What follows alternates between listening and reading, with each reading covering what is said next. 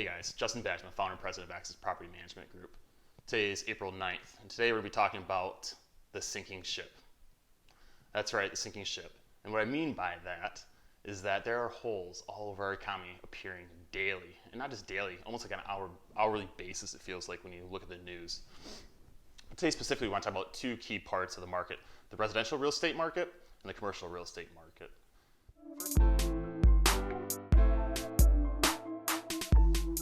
So April 9th, we've already had the first rent day, April 1st, come and go. And no, it was not a joke. And what we've seen so far, 9 days into this month, is that we have collected 90% of what we normally do. And what I mean by that is, so there's 10% of rents that we haven't collected. So we talked about what was the percentage of rents that weren't going to be paid this month. We didn't know.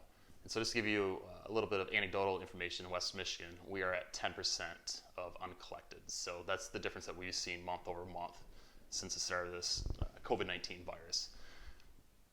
In the news, I read an interesting article, and it was talking about the non-banking financial firms.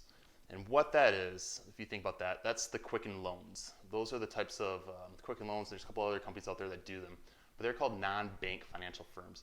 And they have originated 66% of new residential mortgages since 2013. Now, these non-bank financial firms do not have the same capital requirements as your standard banks.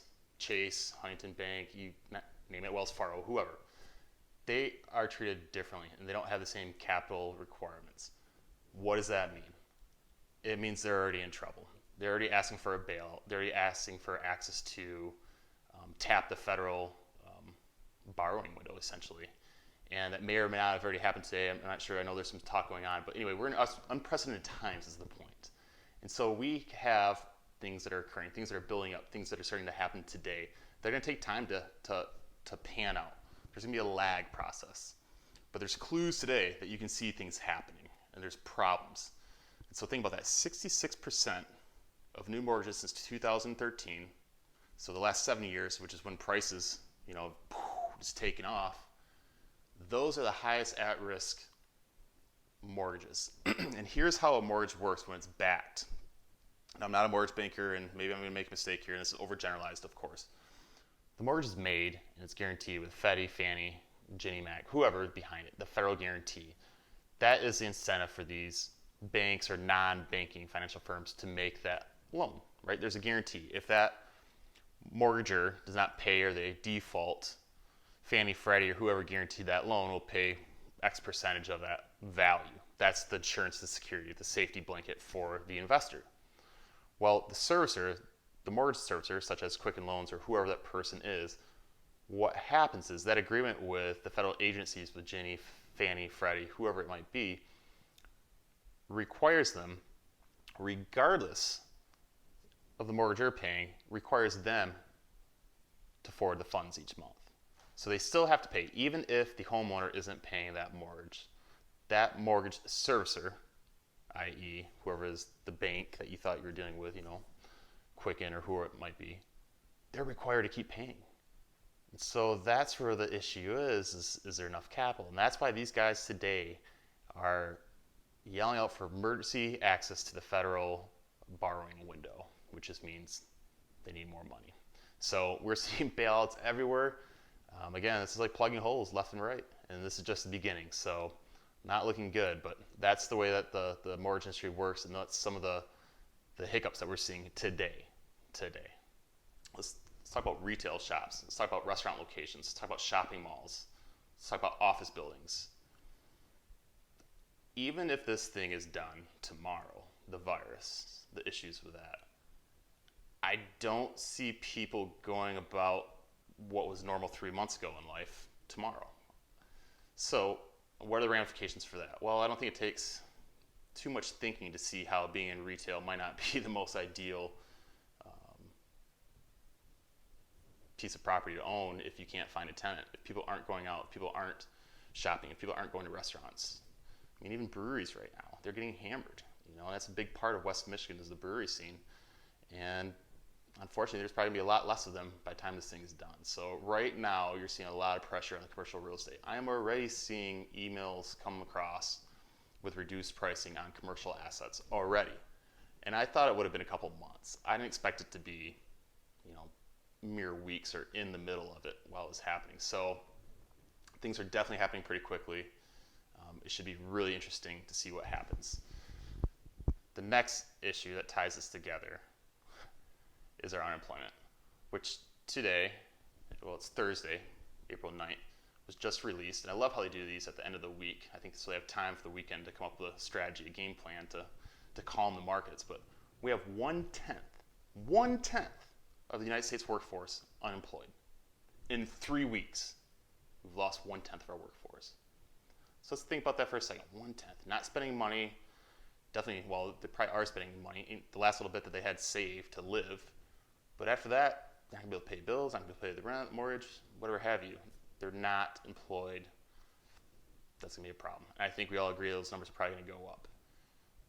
Maybe not agree, but at least my feeling is that there's only one direction these are going to go in the short term. And so I don't think this thing's even close to bottoming out financially, the impacts. I think we still have quite a ways to go. But there are things happening today that you can see happening when you look at it in the news. One of the other clues in the news is that there are private equity groups such as Blackstone Group and other private equity big investors. They have $142 billion in funds for distressed real estate acquisitions. Think about the hotels. Who's going to want to go to a hotel anytime soon? Business traveling, it's changing. We have Zooms, we have the FaceTimes. Like, the way we do business is going to change fundamentally moving forward. I don't think too many people would have a hard time understanding that. And so if we're thinking that things are going to go back to the way they were, I think that's a false presumption that's not going to serve us well. I think there's going to be a new normal moving forward, at least for a period of time. And I think that period of time is going to be a year. So, if they're stockpiling a treasure chest of cash to deploy for distressed real estate assets, probably a good indication that we should be doing the same thing. I wish we could have that kind of capital, 142 billion, but that's a different set of problems. Anyway, the clue is that the big players are sitting on top of a pile of cash that they set aside to pick up distressed real estate. Another clue in the news this week, actually happened just this morning, is that the Federal Reserve announced $500 billion plan to bail out cities and states. $500 billion. And I'm sure that's just the beginning. I'm sure that's just the starting point of it. But they are plugging these holes that are appearing rapid. It's like whack-a-mole, I swear. Something new comes up and they're putting stuff all over the place, trying to calm the markets. They are printing money at, to me, an alarming rate. I mean, we're beyond $5 trillion at this point, probably. Who knows what the total price tag in this thing's going to be, but it's insane. And what that means to me as a real estate investor is I want real tangible assets. I don't trust what governments can do with fiat currency. I don't trust paper money. It's not tangible, it's not real, it's manipulated. And sure, you could say everything's manipulated, and I would agree with that probably. But the point to me is I want a real tangible asset that is going to be a hedge against inflation, be a hedge against loss of value, purchasing value of the dollar. Because that's ultimately what's going to happen. When you print more of something, you're going to diminish the value of what's remaining. Supply and demand. It's not hard to figure that out, right? So for me, my whole plan, my whole strategy is I want to take the dollars that I have and I want to transfer them into real tangible assets. There's a phrase that cash is trash. And what is meant by that is when you're printing so much money, you're trashing the dollar. And that's true. At the same time, what's ironic is we're saying cash is trash, but we also want to stockpile as much cash as we can so that we can actually deploy it and buy distressed assets at a better price and help the economic recovery. Last thing I want to say is this is just definitely interesting times. Normally you see the Fed on TV maybe once a quarter, once a month, and they're basically on the TV or in the news every day. And that's a major clue. So things are very fluid, things are happening quickly, things are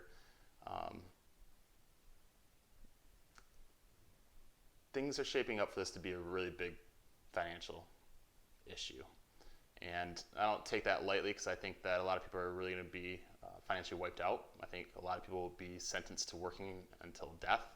And I truly believe the importance of this message is that real tangible assets, that you can take control of your financial future. And yes, there are crazy uncertain times that no one has, the foresight of knowing exactly what's going to happen in the future. Like, we don't know that, but there are steps that we can take. We can prepare. We can conserve cash to prepare to find those great deals and to move on them and act on it when it comes. So now is definitely a time to prepare, time to be ready. Definitely not time to slack. Keep your eyes open because it's happening right now. We are living in it. Things are happening. The markets are crashing. There is so much money being printed around the world. It's not just a United States issue. It's a world issue, a global issue. And it should be really interesting. So take care, stay safe, wash your hands, and we'll talk soon. Justin Badgema, signing off.